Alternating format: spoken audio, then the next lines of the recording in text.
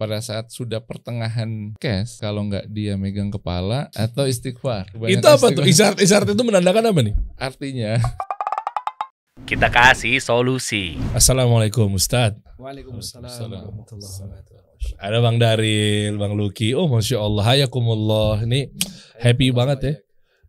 Teman-teman di sini pas banget buat para pengusaha-pengusaha ini biasanya kan ngegas aja kalau lagi usaha.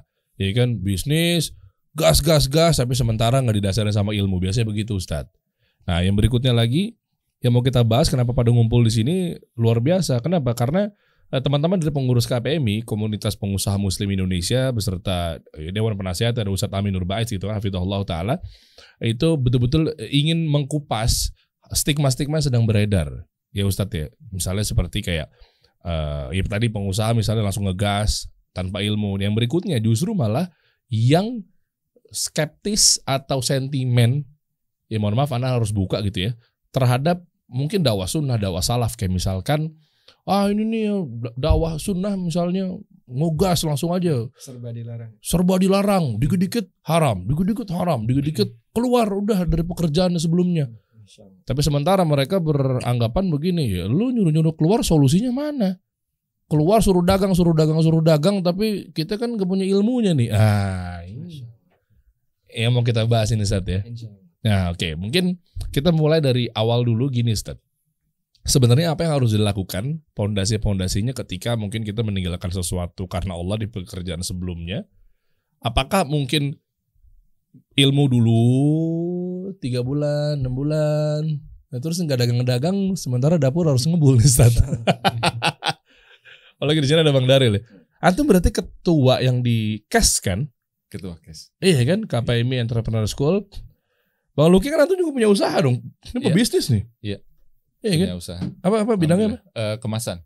Packaging. Ya, packaging karton box. Ntar kita coba cek juga nih, apa nih kendalanya nih, mulainya gimana, apakah pernah ngegas tanpa ilmu atau seperti ini kita bahas ya. Siap. Mungkin dari mulai Ustadz dulu ya Ustadz.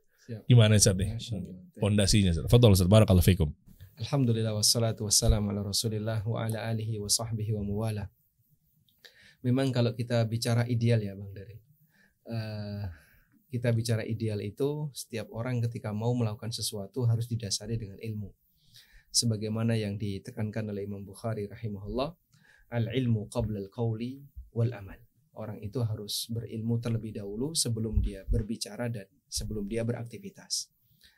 Namun realitanya di lapangan dalam beraktivitas apapun, dominan masyarakat itu tidak didasari dengan ilmu. Terutama masalah muamalah. Mereka ketika bekerja, ketika membuka usaha, ketika berbisnis, itu kan berangkat dari keinginan dia untuk mendapatkan secuil dunia, keinginan dia untuk mendapatkan nafkah dan seterusnya. Dan berarti di sini kita perlu menghadirkan sebuah forum bagi mereka, mengajak mereka yang belum pernah belajar tentang itu, mari kita belajar. Karena kalau kita bicara seperti tadi teori ideal, belajar dulu kemudian bekerja, nampaknya menjumpai orang kayak gini jarang. Adanya mereka sudah beraktivitas banyak, baru kemudian muncul kesadaran untuk belajar. Betul. Itu yang sering terjadi.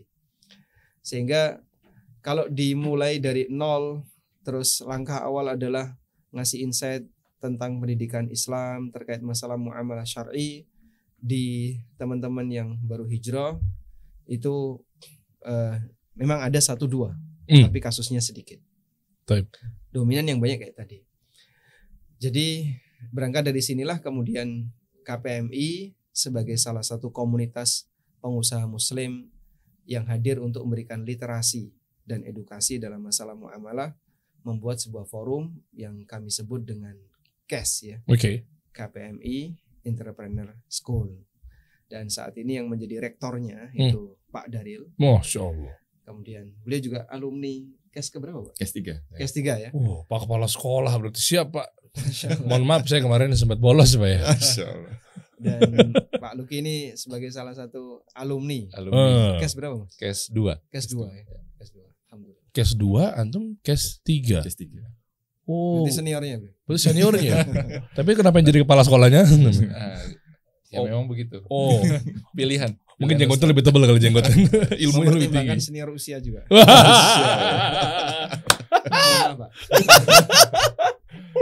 Ya, siap. Lalu Ustaz, artinya tadi misalkan belajar dulu kan jarang tuh orang-orang. Betul. Nah, namun itu kan sebenarnya lebih baik ya Ustaz ya. Mungkin ya dibandingin ngegas Kita bicara langsung ya. ideal. Tapi nyari yang ideal seperti itu hampir nggak ada. Nah, anggaplah misalnya kita pilih yang belajar dulu. Tapi buat yang mereka, oke, kita belajar dulu. Kan belajar itu kan nggak butuh waktu sehari, 2 hari Ustaz. Mungkin minimal sebulan atau barangkali sekarang nyatanya yang 3 bulan, 6 bulan bisnisnya berjalan atau mungkin sembari belajar aja mungkin belum cukup tuh. Kurang terus ilmunya. Artinya kalau dia belajar terus dia nggak boleh buka usaha, sementara dia udah keburu resign dari kantor dia yang lama misalnya, yang ada syubhat pekerjaannya. Penghasilan dari mana Ustaz? Nah itu gimana? Nggak bisa dibarengin Ustaz? Sebenarnya tidak serumit itu ya. Kalau kita bilang apakah belajar itu harus sedetail itu sampai butuh waktu lama, Oke. itu kalau kita mau merangkum semuanya. Tapi jika disesuaikan dengan kebutuhan, sebenarnya waktunya cukup singkat. Tidak harus sampai 3 bulan. Misalnya, antum mau membuat sebuah usaha.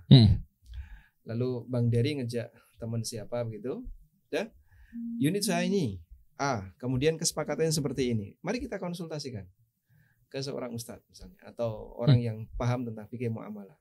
Hanya dengan 1-2 pertemuan selesai. Oh iya.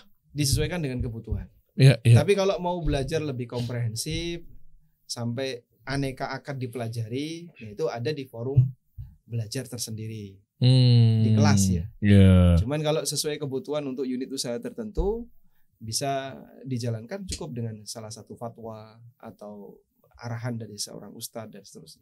Oke. Nah, ini menarik ya. Mungkin kita ke Bang Darul dulu ya.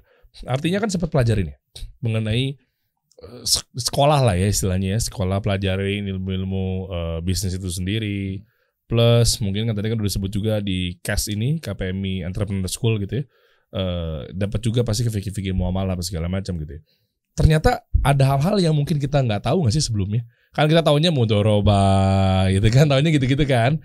Ya umum lah terjadi. Betul. Tapi ternyata seperti apa sih akad-akad ketika pengusaha tuh berbisnis, sekompleks itukah atau gimana nih? Yang kita temui di case itu ada satu hal yang setelah berapa angkatan ya, kita bisa tarik kesimpulan tuh mereka sangat melihat akad-akad tuh bagaimana bisa mewarnai kehidupan mereka, sebenarnya begitu. Oke. Jadi karena kan mereka hidup, ternyata beberapa hal ketika mereka berbisnis itu ketemu akad 1, akad 2. Nah ketika mereka melewati akad itu, mereka nggak ngeh bahwa itu harusnya akadnya begini. Oh. Nah, gitu. Jadi ketika kita di cash, nah itu sepanjang jalan ketika diterangkan oleh Ustadz atau kita sedang membahas ini dan itu, ada pertanyaan dari teman yang lain, itu nyangkut satu-satu tuh. Oh ternyata akad ini untuk ini namanya ini. Jadi memang tadi disebut sama Bang Dery misalnya mudharabah, ada mudharabah. Dia nggak yakin. Ternyata ketika dia tahu akad ini ada dan ini kok serupa dengan akad yang saya lakukan nih. Ternyata ini akadnya mudharabah ini. Ternyata sebelumnya dikasih nama yang lain. Gitu. Oh. Jadi, Apa? Contoh yang paling kompleks apa biasanya? ya biasalah. Sekarang kan banyak produk ya. Produk apa syariah, ini syariah, oh itu apa gitu. Tapi ketika kita kupas kalau transaksinya itu begini, ini sebenarnya intinya adalah yang lain gitu. Jadi misalnya Oh banyak kesalahpahaman ya berarti. Betul. Yang kita selama ini mungkin kita main jalan-jalan aja, tapi ternyata begitu dari sudut pandang. Ya. Masalah istilah ya. Istilah hari ini kan istilah. Oh, Ustaz? oke. Jadi kebanyakan. Ya, kadang ada yang ini kok gue banget. Ini mirip seperti yang pernah saya jalani. Tapi dia nggak tahu kalau sebenarnya apa yang dia jalani itu sudah dibahas di fikih muamalah. Dia baru tahu, oh ternyata namanya istilahnya seperti ini. Padahal dia berkali-kali melakukan itu, tapi dia nggak sadar. Artinya kan kalau dia nggak sengaja tapi sesuai tuntunan syariat, Insya Allah nggak masalah. nggak masalah. Dominan transaksi yang kita lakukan di pasar itu kan tanpa panduan. Dan bagi Syekhul Islam Ibnu Taimiyah, bahwa hukum asal muamalah yang mubah itu ketika kita bertransaksi dengan orang yang awam sama sekali tidak pernah menyentuh fikih muamalah, hukumnya sah meskipun dia nggak ngerti. Yang penting posisi kita sebagai orang yang paham, yakin di situ nggak ada riba, yakin di situ nggak ada gharar, nggak ada yang masalah. Oke. hukumnya diperbolehkan. Betul. Tapi lebih mantapnya lagi ketika kita tahu nih fikih muamalahnya Ustaz ya. Nah, kalau tahu kan jadi makin yakin. Iya. Di sini batasan mana yang boleh, batasan mana yang dilarang. Ada cerita-cerita apa Ustaz? Misalnya kayak terkait akad tuh kan yang saya tahu kan banyak banget ya Ustaz. Ya kan? Apakah kita harus semuanya menguasai seluruh bentuk fikih-fikihnya gitu Ustaz? Ilmu itu sesuai kebutuhan yang menjadi kewajiban. Oke. Kalau dalam istilah di ta'limul muta'allim ya, bahwa ilmu wajib itu definisinya adalah ilmul hal. Ilmul hal adalah ilmu yang sesuai dengan kondisi masing-masing orang. Sehingga kalau ada si A pengen buka mudharabah, berarti dia berkewajiban untuk tahu apa itu mudharabah dan bagaimana aturannya. Si B mau buka musyarakah, ya kurang lebih juga sama. Dia harus punya ilmu tentang musyarakah dan dia harus paham tentang aturannya. Ada mau buka akad istisna, proses produksi. Maka dia juga perlu tahu bagaimana akad istisna yang benar. Kurang lebih seperti itu. Dan tidak semua orang berkepentingan dengan akad ini ketika dia usahanya di akad sebelahnya. Namun di KES kita pelajari semuanya. Karena ini kan lembaga pendidikan ya. Forum belajar. Bukan sebatas orang minta fatwa. Nah, setelah mereka pelajari semuanya, harapannya ya, jika nanti bersinggungan dengan teman-teman bisnis yang menjumpai akad seperti yang sudah dipelajari di KES, dia bisa tularkan ilmunya. Iya, jadi kalau ada apa-apa, badai datang dari depan, kita tahu nih kemana mau ngelesnya. Ke kanan, kiri, atas, bawah, ya begitu kurang lebih Ustaz ya. Jadi lebih kompleks. Bang Loki, kita ngobrol dulu nih. Antum sebagai alumni nih, ini kita mulai masuk, kita bedah habis-habisan aja nih kira-kira nih. Dari KPMI, Entrepreneur School ini apa aja, apa segala macamnya. Mungkin pas waktu yang tepat nih. Mungkin teman-teman di sini ada yang lagi pengen pelajari muamalah yang benar, atau mungkin ada orang tua yang pengen ngasih titip anaknya, kira-kira nih anak gue sekolah bisnisnya di mana sih yang tepatnya, kayak begitu-begitu kan. Nah, makanya kita harus tanya dulu sama alumni nih, yang udah pernah nyobain nih, yang udah pernah ngejajal nih. Ya kan, apa yang didapat, pala ngebul nggak nih, atau sekompleks itu nggak nih? Mungkin antum bisa ceritain dari awal nih mungkin ya. Bismillah. Ya, jadi ini Bang Dery, awalnya kenapa Ana ikut KES itu ya, itu pertama diajak teman. Oke. Lu mau nggak ini ikut ini? Ini ada nih KES waktu itu kalau nggak salah Pak Yogi kalau nggak salah itu. Pak Yogi itu KES 1 kebetulan, angkatan KES 1. Nah, terus kemudian ditawarin, kemudian kok kayaknya harus ikut nih. Kayaknya gua harus ikut nih. Soalnya kayaknya something wrong with my business gitu. Apa yang waktu itu dirasain, katanya wrongnya di mana? Iya, kayaknya ada beberapa akad ini yang ada bermasalah lah, terutama sama customer gitu ya. Contoh? Nih sama-sama belajar nih teman-teman nih. Mungkin ada yang ngerasain juga hal yang sama. Ya contoh kayak misalkan kalau misalkan kita diminta kalau Anda kan diproduksi ya. Jadi kan harus ada PO dulu gitu, kemudian baru produksi. Nah, pada saat itu kita itu harus produksi dulu, PO belakangan. Itu kan gak wajar. Oh, gitu. oke. Nah, ini customer utama Ana ini produksi dulu, PO belakangan. Oke. Nah, terus ini masalah nggak ya? Gitu ya. Nah, terus tahu-tahu Pak Yogi itu yang alumni KES 1 itu nawarin, udah deh sekalian gitu. Nah, pas juga waktu itu tuh di bisnis Ana ini masih ada syubhat antara riswah suap ya, suap atau cuman ngasih bonus doang nih gitu. Ini ke reward customer, atau reward ke customer biar kerjaan kita lancar. Nah, itu kan bingung nih. Ini suap apa bukan ya? Suap bukan ya. Udah deh ikut deh gitu. Nah, pas pertama kali ikut memang ketemu teman-teman banyak gitu ya, dari berbagai macam bisnis gitu ya. Ada yang manufaktur, ada yang jasa, terus kemudian ada yang trading juga gitu ya. Nah, memang yang utama yang Anda perhatiin itu, mereka pada saat sudah pertengahan jalan KES, itu yang Anda perhatiin, kalau nggak dia megang kepala, dia nunduk atau istighfar. Itu apa tuh? Isyarat itu menandakan apa nih? Artinya kita itu semua sadar banyak yang masih salah. Akad-akad yang kita lakukan, kemudian terutama dulu ya gitu ya, mungkin ya ini yang Ana bingung itu ini riswah apa cuman ngasih doang, ternyata riswah gitu. Oh, iya. Riswah gitu. Nah, makanya nih ya itu tadi pokoknya yang paling yang paling mencolok itu dari teman-teman, astagfirullah. Oh, paling banyak yang gitu ya. Itu nunduk Itu gitu. saya nggak denger.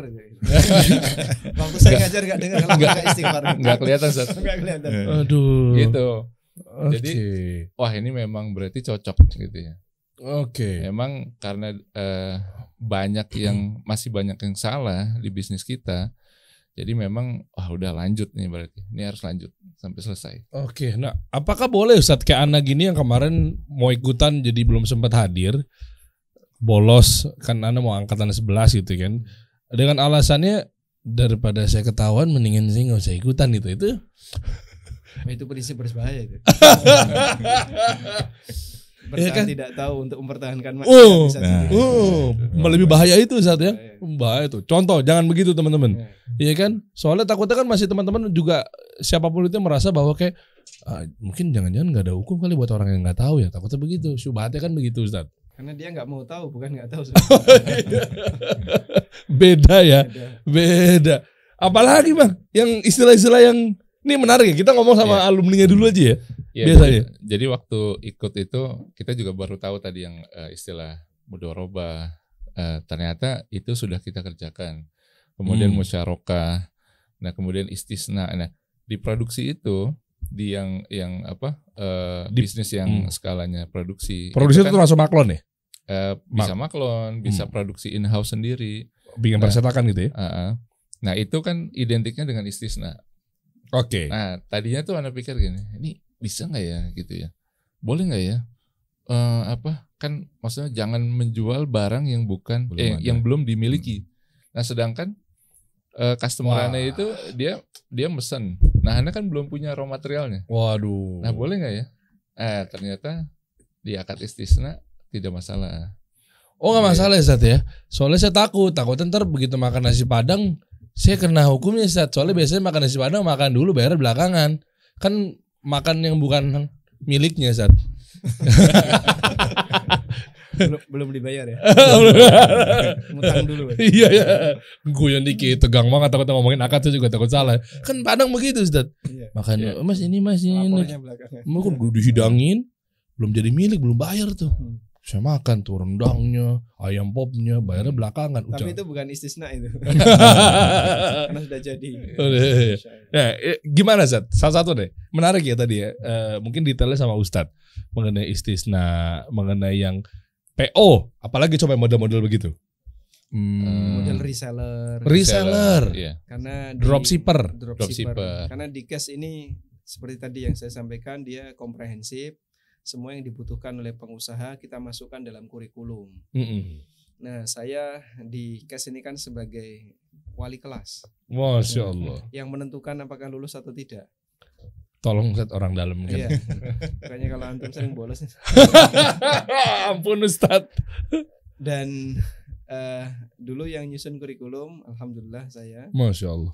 Jadi awalnya itu adalah amanah dari Rakernas KPMI yang keberapa ya di Banjarmasin. Kita akan bersama-sama mewujudkan lembaga pendidikan untuk KPMI. Nah, kemudian saya membuat sebuah kurikulum. Waktu saya ajukan pertama kali ke Ustadz Dr. Arifin Badri, beliau tidak begitu tertarik. Bahkan termasuk juga di situ saya cantumkan tentang usul fikih dasar. Mengenal usul fikih tapi untuk mereka yang belum pernah menyentuh istilah usul fikih sama sekali dari nol. Sebagian asatidzah dan ini guru saya sendiri Ustadz Aris Munandar menyampaikan ini bukan konsumsi orang awam. Ini ilmu untuk mereka yang sudah bisa bahasa Arab. Tapi saya beranikan, saya detailkan termasuk saya sisipi dengan masalah tauhid dan akidah. Kemudian setelah jadi saya ajukan ke beliau berdua, alhamdulillah disetujui. Oh, alhamdulillah, kompleks juga Ustaz. Itu tahapan awal waktu dulu kita menyusun kurikulum dan bahkan Ustaz Arifin memberikan tambahan-tambahan yang perlu disampaikan dalam materi KES. Dan sampai sekarang kurikulum itu belum berubah. Oh, Dia sudah CAS 11 itu masih sama dengan kurikulum CAS pertama. artinya berarti nggak perlu ada kayak istilahnya kalau di buku apa cetakan kedua, cetakan ketiga gitu Nggak Ustadz ya? ada. Ya cuma nanti improvisasi di penyampaian para asatidzah. Oke. Karena di CAS ini kita ada 5 ya narasumber yang syariah. Ya. Ada Dr. Arifin Badri, Dr. Aris Munandar, Ustadz Khalid Syamhudi, kemudian Ustadz Said Yai, Ustadz Yes, ya. Yasir, Muhammad Yasir, Hmm. Dosen STDI, dan saya berarti ada 6. Ada 6. 6. Boleh kita bahas sekalian aja kurikulumnya Ustadz. Tadi kan udah dibahas, maksudnya ketika saya nih kan mau masuk insya Allah atau teman-teman gitu ya, apa yang didapat? Nah itu kita bahas kalau kita masuk ke sekolah dulu kan ke SMP, SMA, oh mata pelajarannya ada ini, ada ini, ada ini, ada ekstrakurikulernya ada ini. Nah kalau di CAS mungkin bisa sambil buka atau sambil dijelasin juga monggo sih. Ada apa aja sih kurikulum-kurikulumnya sehingga ketika kita masuk berapa lama Di sini prosesnya kurikulum. belajarnya. Nah, ini sebelah kiri. Kiri ya? Nah, apa itu CAS? Nah ini ada nggak coba Jadi, dilihat ya. secara umum ada 2 materi ya. Ada Mhm. materi syariah dan materi bisnis dan manajemen non syariah. Oke Ustaz. Yang 6 asatidzah tadi fokus di materi syariah. Mhm. Kita bisa lihat di situ ada tauhid akidah, Ya, usul sebelah fikih, kanan. kemudian memahami dasar hukum syariah, terus dasar muamalah syariah dan ekonomi syariah serta pembahasan kontemporer, ekonomi kontemporer kayak bisnis online. Ya. Yang memegang itu Ustadz Arifin. Oh, Kemudian trading saham, forex dan seterusnya itu di kontemporernya. Nah, yang materi dasar saya di bagian dasar. Kalau tauhid dan akidah semuanya menyampaikan. Oh, oke, baik. Jadi 6 itu menyampaikan.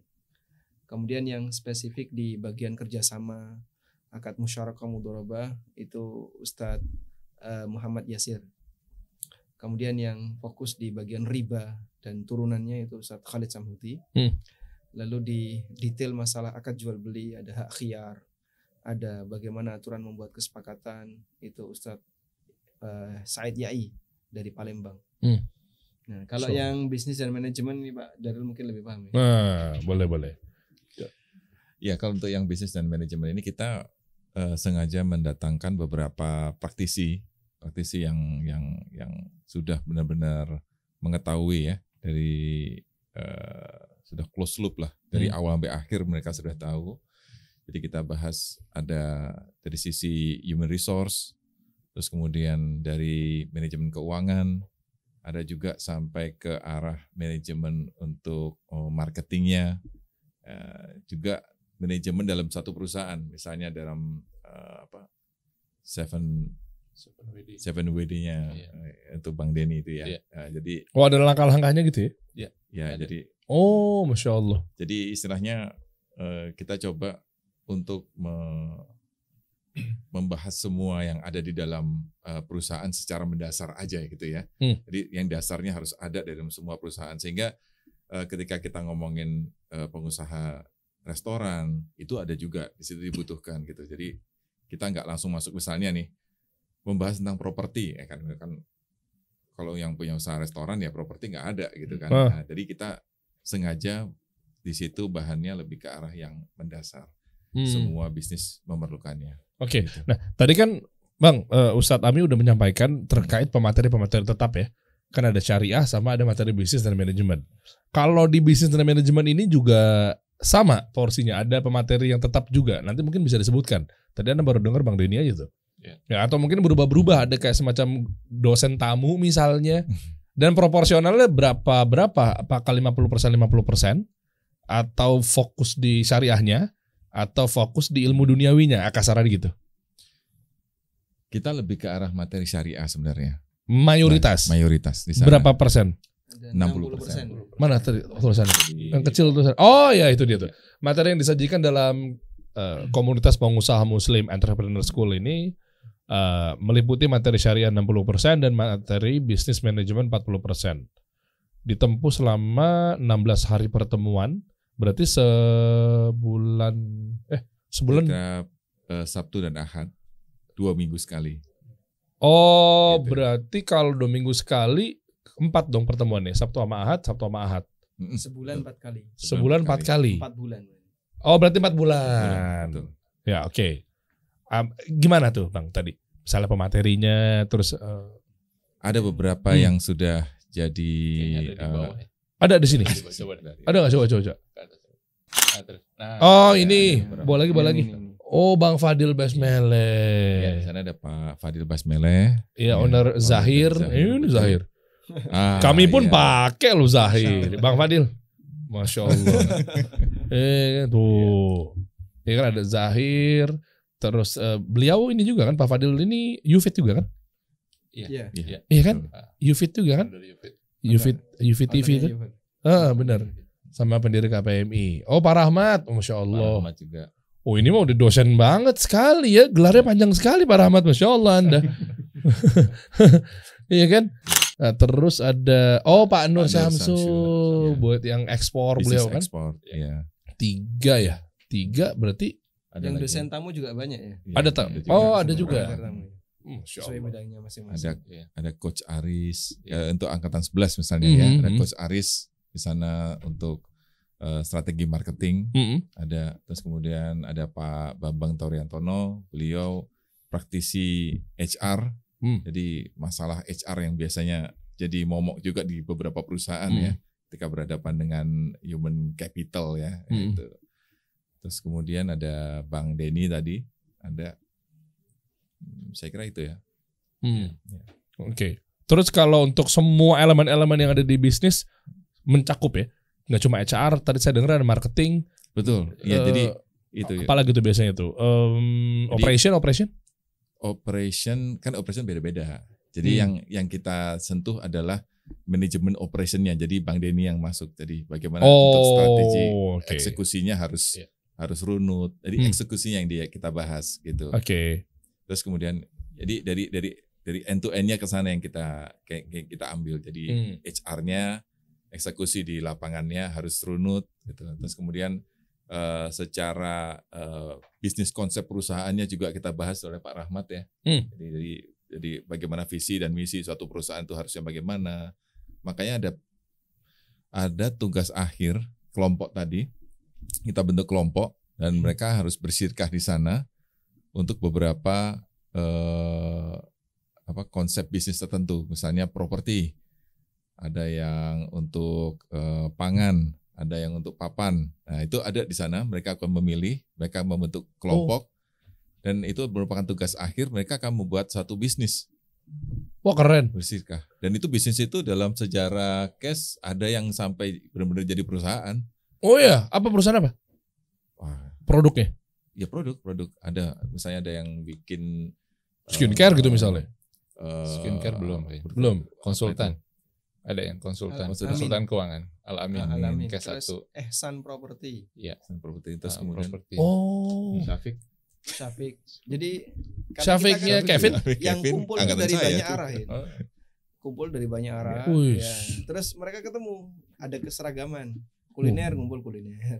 Oh, jadi yang Anda dapat nih Ustadz di cash ini adalah nggak cuma sekedar ilmu ya, itu yang pertama tuh ya justru ya. Ilmu yang bermanfaat ya, dari sisi syariah maupun bisnis itu sendiri, plus networking, Nah, Komunitas. betul. komunitas. Terus juga nilai plusnya, value-nya adalah ketika semuanya perangkatan itu udah paham mengenai muamalah yang baik dan benar, tuntunan syariatnya jelas, terus kan otomatis kita mau kerjasama, mau partneran udah saling Ada tahu. satu frekuensi. Betul. Oh Jadi iya. harapannya bisa lebih baik. Oh. Sering banget kayak misalnya ketika kita di kehidupan sehari-hari ya. Contohnya ketika saya ketemu sama Pak Luki, sama Bang Dery gitu ya. Ayo kita bikin sesuatu gitu kan. Ketika kita ngomong di satu meja, kita ngomong sebentar. Nanti gini untungnya gini. Kadang-kadang kita langsung di belakang itu kita, ntar dulu jangan-jangan gue dikadalin nih. Jangan-jangan gue ini, ntar dulu nih. Nah kan gitu. Kalau di sana itu enak banget. Gak ada yang kayak gitu. Bener. Kita ngomong udah nih gimana, udah tahu, semua udah tahu gimana batasan-batasannya, dan even kalau kita nggak tahu, kita sudah tahu passwordnya, tanya Ustadz, gimana nih? Oh, Gitu. Jadi niat-niat picik di situ gimana ya, terminimalisir lah istilahnya ya. Betul. Iya, kalau ada apa-apa bener tinggal nanya Ustadz ya. Dan itu Nah, ini enak ada banget. yang ya. menarik jadi di materi syariah coba dinaikkan. Naik lagi dan Ada materi akidah dan Iya. tauhid. Jadi penekanan di situ juga disampaikan oleh para asatidzah. Ya. Karena pelanggaran terbesar manusia terhadap aturan itu kan akidahnya yang lemah, tauhidnya yang lemah. Sehingga kita juga memberikan penguatan di sana biar mereka sadar akan akhirat, sadar kalau nanti akan dihisab dan seterusnya. Jadi mau aneh-aneh tuh udah mikir kesekian ribu kali tuh. Nggak main ngegas-ngegas aja, karena kan di situ kan dicekokinnya nggak main-main. Untuk pembagian materinya gimana Ustaz? Jamnya kah? Kan tuh 60-40. Artinya pertemuan di 2 minggu sekali sampai ke 4 bulan itu apakah syariah dulu 4 bulan kan berarti kan 2 bulannya mungkin, atau diselang-seling atau seperti apa? Itu ada 2 hari ya, Sabtu Ahad. Biasanya satu pemateri itu sehari. Jadi kalau saya ngisi dari jam 9 sampai jam 5 sehari. Kemudian kadang ada yang setengah hari, yang terutama yang bisnis ya, materi bisnis rata-rata setengah hari. Nah nanti diselingi sama ustadz yang lain. Jadi bisa saya Sabtu, nanti ustadz yang lain Ahad, atau sebaliknya. Oh jadi setengahnya. Jadi kalau misalnya 2 minggu sekali, Sabtu full, Ahad biasanya setengah-setengah. Ya. Karena ya tidak harus setengah-setengah. Bisa saya sehari, nanti satunya ustadz yang lain sehari. Tapi kalau untuk materi yang non syariah itu biasanya setengah hari. Apapun ya bentuknya, mau marketing. Ada juga yang sehari sesuai kebutuhan. Kebutuhan dan juga materinya mungkin kebutuhannya padat apa segala macam. Dan itu berjalan sampai ke bulan keempat. Betul. Ujiannya gimana? Tadi Bang Darul sudah sempat sampaikan. Nah, mungkin nanti Bang Luki sampein juga nih. Kira-kira pengalamannya apa? Anda langsung lulus apa mungkin apa jadi mahasiswa abadi atau gimana nih? Berapa tahun? Alhamdulillah langsung lulus. Wow. Tapi ini juga yang enaknya, kita boleh ngulang Bang Dery. Oh boleh ngulang? Iya, boleh ngulang. Jadi kalau antum misalkan kayaknya kemarin tuh lupa nih tentang apa namanya istisna, ikut aja kelas istisnanya lagi. Di angkatan berikutnya. Lah yang ngajar di siapa? angkatan berikutnya. Oh angkatan berikutnya. Di angkatan berikutnya. Tapi statusnya kita nggak lulus? Lulus, tetap lulus. Tapi antum kan misalkan lupa nih, wah yang akad yang ini lupa nih. Nah antum boleh ngulang nanti di angkatan berikutnya. Review lagi, murojaah. Review, daftar lagi atau dapat privilege untuk bisa? Hanya satu kelas itu aja. Per kelas itu antum bisa. Pas ustadz ini mau menyampaikan tentang ini, antum bisa hadir. Tinggal menghubungi administrasi. Kita akan datang, kita akan siapkan. Boleh nyontek nggak? Kan bisa anak-anak mahasiswa misalnya kalau pakai analogi kampus. Tanya Ustaz.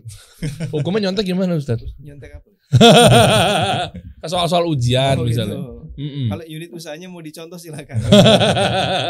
Kalau ujian kan ada dengar ujian ada 2 ya. Jadi kita ada ujian tengah dan ada ujian akhir. Dan itu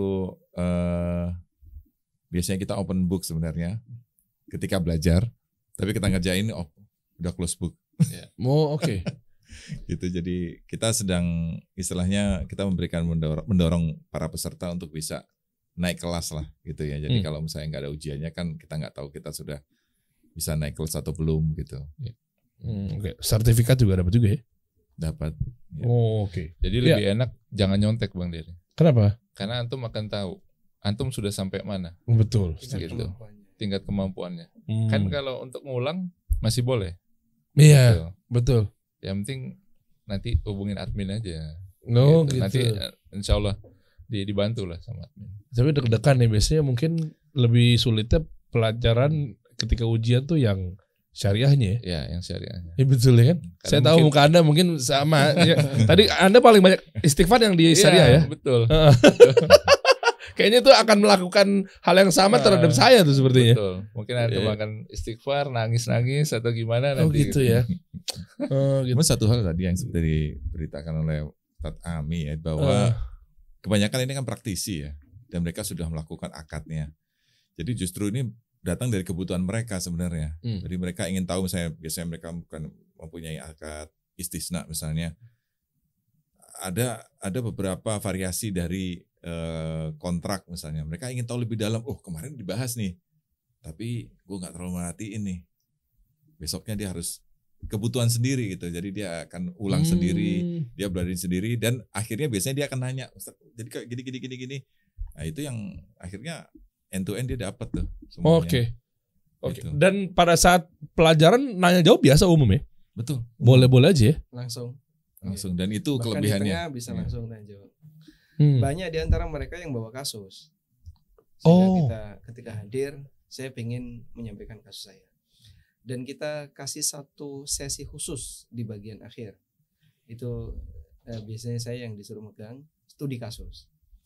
Jadi para peserta kita kumpulin di grup WA, kemudian mereka menyampaikan kasus masing-masing ke admin, lalu admin menyampaikan ke saya pelajari, saat forum dibuka kita langsung bahas.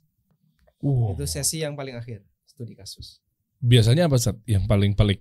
Ya sesuai bisnis mereka, properti bawa kasus properti, nanti kuliner bawa kasus kuliner. Mungkin teman-teman pengen tahu detailnya kali Ustaz. Misalnya kira-kira apa yang paling, yang sekiranya nih, jadi betul-betul, oh iya nih saya butuh nih cash nih. Kan biar kita tahu dulu apa sih permasalahan-permasalahan yang sering hadir dari pengusaha-pengusaha muslim kita nih. Kalau yang kita sediakan itu sudah sesuai kurikulum ya, sehingga Anda ketika masuk Anda akan dikasih materi sesuai kurikulum. Ya. Sementara kalau ingin membahas kasus yang Anda alami disesuaikan dengan masing-masing peserta. Sehingga ketika saya bercerita tentang kasusnya si A belum tentu Anda berkepentingan. Tapi insya Allah kalau Bapak misalnya mau bergabung dan Bapak punya kasus, termasuk kasus warisan itu kadang dibawa. Wah ada juga ya. Kasus zakat kadang dibawa. Nanti bisa disampaikan di forum KES. Ada 6 ustadz dan kesempatannya sangat longgar. Bahkan termasuk waktu istirahat makan siang kadang bisa ketemu dengan ustadz terus diskusi ngobrol. Wah boleh saya juga share di sini mengenai kasus saya Ustaz? Enggak maksudnya gini. Untuk saat ini mungkin sekalian ya kan mumpung ada Ustadz juga kan, apakah nanti ini juga akan dibahas lah kisi-kisinya di KES gitu kan, seperti yang saya alamin gitu ya.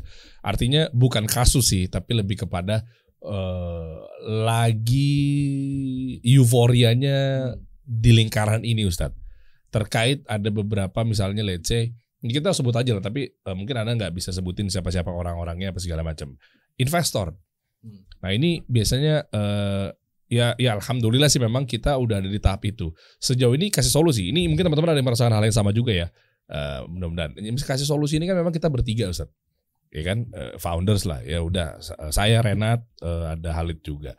Artinya di pertengahan jalan kita ya enjoy lah dengan bootstrapping gitu kan, tanpa investor apa segala macam. Meskipun juga nggak mau mindsetnya investor gitu, enggak, lebih enak kalau bisa sendiri, kenapa enggak gitu. Nah cuma ada kalanya misalnya kebutuhan kadang lebih cepat nih buat scale up, kebutuhan ini itu macam-macam lah ya, mau gue gedein lagi tambah pegawai lagi, itulah. Lalu ada begitu kita buka narasi dengan kita pengen deh, coba deh kalau kita mau butuh investment, ada nggak sih sebenarnya yang tertarik? Ternyata alhamdulillah, dan nilainya yang dengan divaluasikan di kitanya apa segala macam gitu kan, sekian misalnya.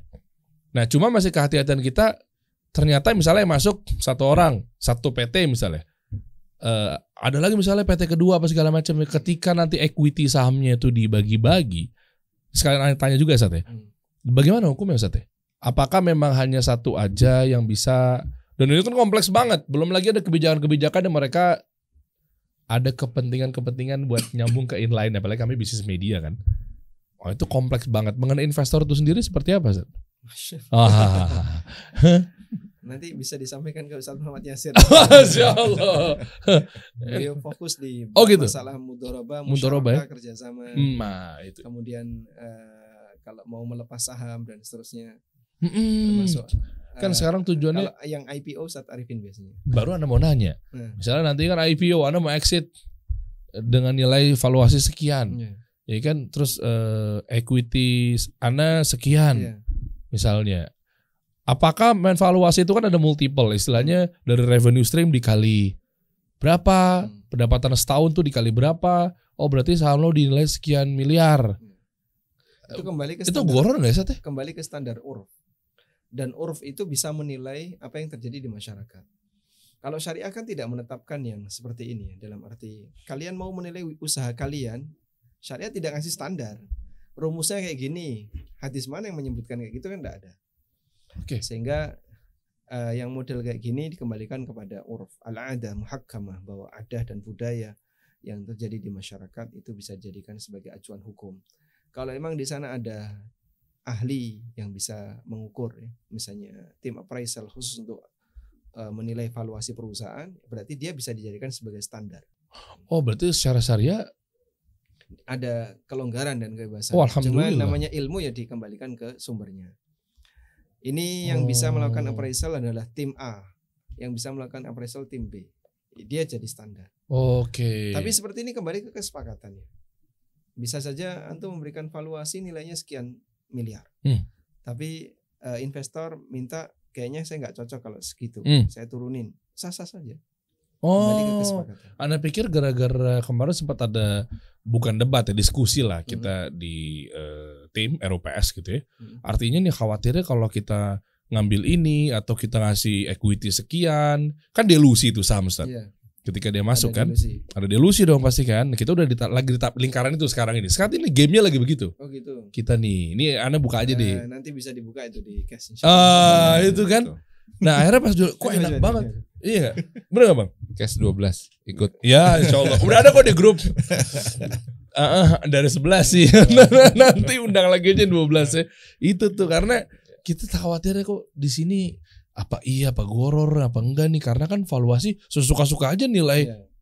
Multipelnya misalnya kali revenue setahunnya misalnya 10 miliar. Ya udah gue kali 5, ya udah perusahaan gue berarti 50 miliar. Berarti kalau saham gue di sini ada 50%, nah berarti lu bayarin aja tuh 50% dari 50 miliar. Berarti nilai saham gue 25 miliar. Bayar. Tapi deg-degan juga, apa seenak ini kita ngomong, goror enggak ya? Tapi ridho misalnya saat si investornya. Kan mungkin bisa ya gitu kan. Saya minta kelonggaran itu. Itu semua dikupas di cash ya. Ya insyaallah, dan di sana kan bukan kita mencari pembenar ya, Ya. tapi mencari kebenaran. Oh iya, makasih Ustaz ya udah dinasihatin ya, barusan di ujungnya langsung kena banget tuh Bang kita Bang. Mungkin ada mau tambahin lagi terkait dari cash ini. Ada satu juga yang biasanya menjadi kelebihan ya dari teman-teman yang ikut dari cash. Karena tadi ada orang yang banyak pertanyaan sebenarnya sebelum dia masuk ke cash, terus dia menemukan cash dan dia merasa bahwa saya bisa punya waktu lebih banyak dengan Ustadz untuk menanyakan pertanyaan-pertanyaan saya. Tapi kenyataannya ketika dia masuk, ternyata hampir semua peserta cash itu punya pertanyaan-pertanyaan mereka sendiri gitu kan. Jadi tanda kutip sebenarnya mereka akan berebutan di situ untuk waktu Ustadz untuk bisa menerangkan dengan masalahnya masing-masing. Dan itu ya so far yang kita lihat adalah alhamdulillah mereka punya waktu yang lebih banyak bersama Ustadz untuk menanyakan di dalam forum. Tapi tetap aja banyak juga yang belum sempat gitu. Nah, di cash ada satu hal yang ini jadi kelebihan. Mereka jadi punya password gitu.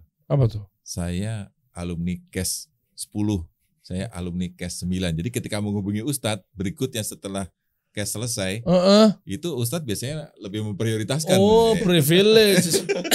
Anda pintar sekali. Ya, depannya gitu ya. Jadi depannya setelah salam bukannya doain Ustadznya dulu gitu ya. Ustadz mau nanya, saya kebetulan alumni 10 nih Ustadz, langsung begitu ya. Anda mengambil momen ya. Doain dulu. Nah, tanggung jawab Ustadz juga ya. Oh, Masya Allah. Ini anak didiknya nih gitu. Kayaknya saya paling banyak nanya, gak apa-apa Ustadz, nanti di 12-nya mau Ustadz Amin. Masya Allah. Ada banyak narasumber yang. Ada saya lagi di situ soalnya. Ya ntar lah kita bahas di insya Allah. Saya pernah menemukan satu peserta yang paling aneh. Tapi cuma satu itu. Setelah itu saya nggak ketemu ya. Apa itu Ustadz? Jadi beliau datang di cash. Kita kan tanya ya latar belakang kenapa kok bergabung. Beliau bilang saya mau jadi DPS, Dewan Pengawas Syariah. Oh, datang mau jadi DPS. DPS. Jadi dia belajar di cash itu biar bisa jadi DPS.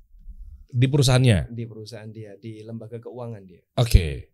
Karena untuk bisa jadi DPS kan harus ada fit and properties yang Betul. harus dia penuhi. Nah, dia belajar di tempat kami. Ya baru satu itu aja yang aneh. Padahal saya bukan DPS ya. Datang bukan untuk bisnisnya, malah menjadi Dewan Penasehat Syariah. Betul-betul mau belajar dia. Itu dari Solo. Udah dari Solo bela-belain ya. Ujung-ujungnya daftar DPS cash juga lagi. Enggak ya? Enggak ada. Biasanya lembaga keuangan, koperasi atau BMT. Dia lembaga keuangan BMT. Oh, jadi DPS-nya BMT. Oh gitu. Disiapkan oleh perusahaan dia untuk belajar. Ya, alhamdulillah, keren mau belajar cash, belajar fikih muamalah untuk jadi ustadz, kan takutnya gitu. Enggak ya, Ustadz? Mungkin. Mana, DBS kan harus ustadz. Iya. Bang, lu gimana, Bang? Ya yang Dari tes-tesnya bisa dibocorin kali apa aja? Udah lupa kayaknya. Udah lupa ya? Iya. Cash Pengalaman coba. Iya, jadi yang paling menarik memang dari cash itu adalah ya buat Anda ya, memang bisa langsung diskusi sama Ustadz. Dibandingkan dengan mungkin Kajian. Di kajian gitu ya, itu kan kita terbatas. Ya kan, kajian by phone atau kajian by offline itu kita juga terbatas biasanya. Nah di cash ini kita bisa ketemu misalkan sampai ustadznya mungkin nggak jadi makan gitu ya, karena kita tanyain terus gitu ya, Itu iya, suatu sisi memang ini sangat benefit sekali memang sih buat para peserta gitu ya. Gitu. Ya. Apalagi yang memang ya itu tadi ya, di satu sisi pengusaha itu kebanyakan yang saat ini tuh pasti dia dulu, dia melakukan dulu, action dulu, baru dia belajar, gitu. Kalau udah ibaratnya kalau udah jatuh dia baru, aduh ini ternyata nggak boleh ya, atau ini ternyata gimana ya, gitu ya. Nah itu kan dia tuh memang pada saat itu tuh butuh banget gitu, untuk tahu gitu, ternyata harus nanya sama ustadz yang seperti ini tuh bisa nggak sih, boleh nggak sih? Oke. Gitu. Dan ada ini nggak Ustadz? Kan misalnya kita udah terlanjur nih Ustadz. Aduh ini perusahaan udah nilainya udah besar, tapi ternyata sama klien, sama partner, sama investor, apapun yang lawan bicaranya ya, lawan pihaknya ya, bermasalah dalam akad apa segala macam. Belajar di cash. Terus tiba-tiba, waduh banyak pihak lagi nih yang gue tanggung nantinya nih ketika misalnya bersuara gitu loh, gimana nih. Nah artinya di cash ini juga ada problem solving untuk menyelesaikan itu enggak Ustaz? Kadang beberapa peserta minta itu, bukan dia tahu hukumnya salah, ini salah, keliru. Setelah dia belajar, paham, kemudian dia tahu itu salah. Jadi mereka tanya bukan tanya hukum tapi tanya solusi. Iya. Ya insya Allah kalau kami paham akan kita sebutkan kira-kira solusi yang mepet-mepetnya. Pokoknya ini seberangnya aja udah syubhat ya. Ini udah nggak boleh. Insya Allah kalau di batasan ini masih diizinkan. Dan Ustadz Arifin cukup banyak yang konsultasi ke beliau untuk minta solusi. Beliau memang ketika menjelaskan sangat solutif banget biasanya Ustadz Arifin. Iya artinya kan ketika dia dapat, waduh ini ada berbenturan. Kalau memang sama pihak internal masih bisa diatasi ya. Betul. Yang jadi masalah kan ketika dia harus sama vendor, yang kayak begitu-begitu tapi udah terlanjur, gaya-gayanya ada juga itu peserta cash yang sampai beliau meninggalkan pekerjaannya. Allah saking banyaknya, boleh saya sebut ya, tindakan kotor di situ ya. Ada banyak sekali kotoran dan pernah kita satu pesawat dengan beliau, lalu beliau curhat dengan apa yang sedang beliau jalani. Sampai beliau siap meninggalkan itu setelah tahu kalau ini semuanya bermasalah. Berarti apa aja tuh Ustaz? Riba, gharar, zolim. Yang terbanyak rishwah. Rishwah, pemalsuan data dan seterusnya yang. Dan itu berkaitan dengan dana negara. Itu penting. Ini pas banget nih sebagai di ujung obrolan ini. Kemarin ada peraturan baru kan dari pemerintah terkait BPJS ya.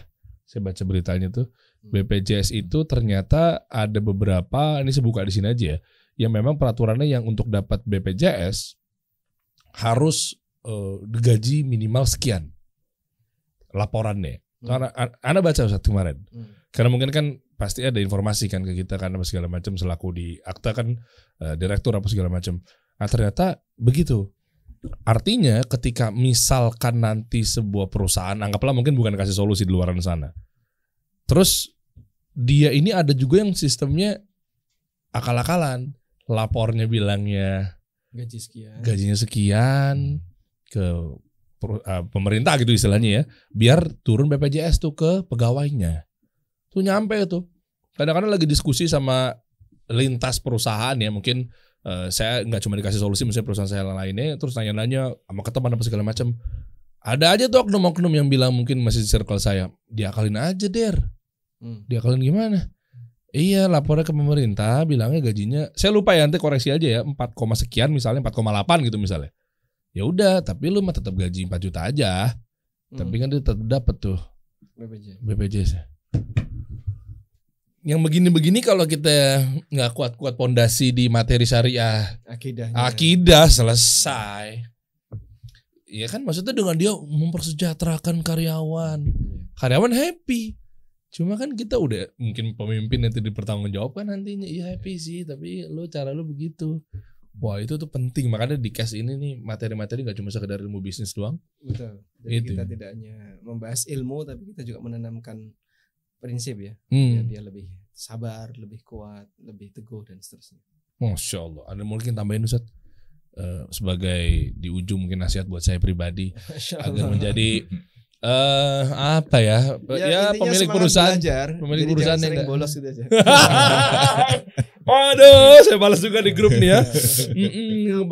Kemudian ada juga yang itu, yang akhirnya beberapa peserta itu mereka awalnya mereka tidak berani meninggalkan apa yang salah, yang akhirnya mereka pelajari, mereka tahu di akhir-akhir case akhirnya mereka sadar benar dan mereka meninggalkannya. Lebih gitu. siap ya. Lebih siap. Jadi karena mereka tahu bahwa ketika mereka meninggalkan sesuatu yang tidak sesuai dengan syariah, Allah akan mengganti dengan yang lebih baik. Nah itu. Dan nggak usah khawatir kalau memang ternyata memang harus ya qadarullah gitu ya, misalnya ya udah deh gue harus cabut nih, ninggalin pekerjaannya. Lah kan di dalam para alumni kan juga bisa saling support nantinya, bisa sharing kan. Jadi gimana bro? Mungkin ya saya coba simpulkan. Iya nih, kayaknya gue harus cabut nih misalnya. Iya nih segala macam ya. Apalagi dengan satu visi misi yang benar gitu kan, saling ngajinya sama misalnya. Oh ya udah gimana ayo kita bikin apa yuk. Itu bisa terjadi juga kan? Ya, itu bisa terjadi. Itu mulai dari case 1 sampai case 11 ini sudah banyak syirkah yang ditelurkan juga dari anggota-anggotanya itu Bang Dery. Syafiq salah satunya sekuritas crowdfunding yang itu ya. Oh, oke. Kalau niat hanya sekedar mau nyari partner itu boleh nggak Ustaz? Silahkan. Boleh juga kan? Nggak ada pelanggaran Ustaz ya? Karena Ustaz kan nggak tahu niatnya dia. Oh iya. Iya. Tahu jawab dia di hadapan Allah Subhanahu wa Iya. Agak ngeri ya. Nggak jadi Ustaz, saya mau belajar aja. Makasih Ustaz. Nasihati Ustaz, boleh Ustaz? Ke semuanya Ustaz. Masya Allah. Jadi kita ketika berhijrah itu kan meninggalkan sesuatu yang haram. Semangat itu insya Allah cukup banyak ada di tengah kaum muslimin ya. Sejalan dengan bangkitnya kajian-kajian ilmiah para asatidah secara online itu, sehingga membuat banyak orang yang jadi lebih melek tentang aturan Allah Subhanahu wa taala. Dan begitu selesai hijrah, kadang banyak yang kebingungan. Selanjutnya saya mau ngapain? Selanjutnya saya mau gimana? Ada sebagian teman-teman di Robanian sih yang menghubungi saya. Jadi di Robanian itu banyak sekali yang hijrah, tapi bingung selesai hijrah mau ngapain. Nah, mereka perlu untuk membuat belajar lebih lanjut, mengenali kebutuhan unit bisnis dia yang akan dia bangun. Dan di case ini salah satunya bisa jadikan sebagai rujukan. Intinya adalah jangan pernah berhenti untuk belajar. Jangan pernah berhenti untuk belajar, kita akan dapatkan banyak kebaikan dari proses belajar yang kita lakukan. Kalaupun misalnya Anda tidak bisa bergabung di CAS, ada beberapa forum yang lain yang bisa Anda ikuti, kayak kajian-kajian tentang masalah muamalah. Nah. Oh, Masya Allah, syukran Ustaz, jazakallah khair. Jazakumullah khair buat Ustaz Amin Nurbay, semoga Allah selalu jaga Ustaz. Ya. Barakallahu, wallahu yahfadzukum wa yarakum. Masya Allah, amin, Allahumma amin. Dan juga Bang Daril, Bang Luki, sampai ketemu kita ntar insya Allah. Pak Kepala Sekolah. Insya Allah 12. Mulai kapan Pak? Yang 12 ini mungkin yang terbaru mulainya? Februari. Masih ada waktu lah. Sama sih yang di pas angkatan 11 juga saya bilang begitu juga. Astagfirullah. Insya Allah saya hadir. Terima kasih. Assalamualaikum warahmatullahi wabarakatuh. Waalaikumsalam warahmatullahi wabarakatuh. Kita kasih solusi.